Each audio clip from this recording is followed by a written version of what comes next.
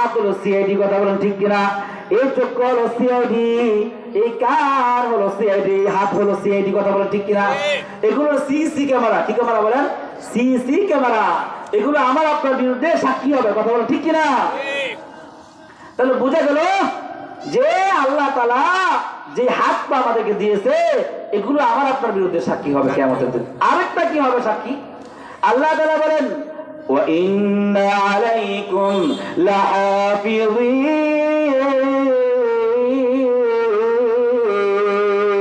আল্লাহু আকবার কিরামান কাতিবিন।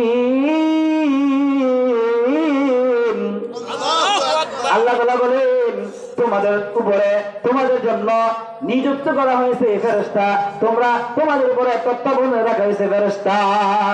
ওয়া ইন্না আলাইকুম লাহাফিযিন, আল্লাহ বলেন তোমাদের উপরে নিযুক্ত করা হয়েছে ফেরেশতা কিরামান কাতিবিন, সম্মানিত লেখক বৃন্দ ফেরেশতারা। আমরা বলি না কিরামান কাতিবিন, এটা কোনো ফেরেশতার নাম না। কি বলে এটা?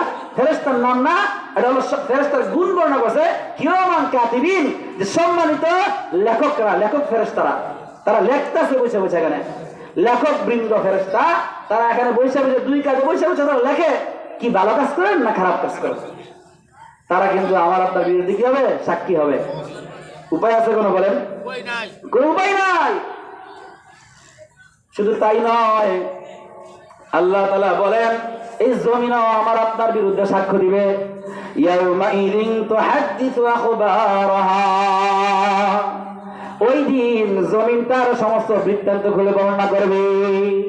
কোন জায়গায় কি করছেন জমিন বলে দিব। নাউজুবিল্লাহ। বাঁচার কোন উপায় আছে বলেন? যদি আমি আপনি না করি যে আল্লাহ গুনাহ করছি না, তাহলে কোনো পার পাইতে পারবো বলেন? কোনো সুযোগ নাই। এই জন্য আমাদেরকে হিসাব নিকাশ করে চলা উচিত, কি বলেন? এবং আরেকটা আমল নামা হবে, মানুষের আমল নামা। আরেকটা জিনিস মানুষের পক্ষে বিপক্ষে সাক্ষ্য দিবে, ওইটা হলো কিতাব। যেমন আল্লাহ তাআলা সূরা বনী ইসরাঈলের মধ্যে বলেছেন ইকরা কিতাবাক কাফা বিনাফসিকা আল-ইয়াওমা আলাইকা হাসিবা। ওই দিন মানুষের আমল নামা মানুষের সামনে খুলে দেওয়া হবে, বলবে ইকরা কিতাবাক, তুমি তোমার আমল নামা পড়ো আর ডিসিশন নাও তুমি জান্নাতি না জাহান্নামী।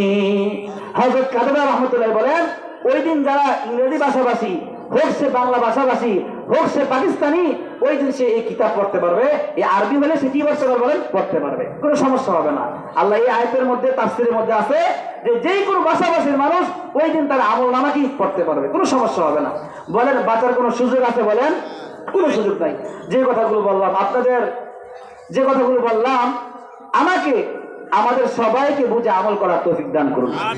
আপনাদের করিমপুরের কৃতি সন্তান মুহাদ্দিস মুফতি, অনেক বড় আলেম, আমার খুব মহব্বত, আমাকে খুব স্নেহ করে, মহব্বত করে, মুহাদ্দিস মুফতি আব্দুল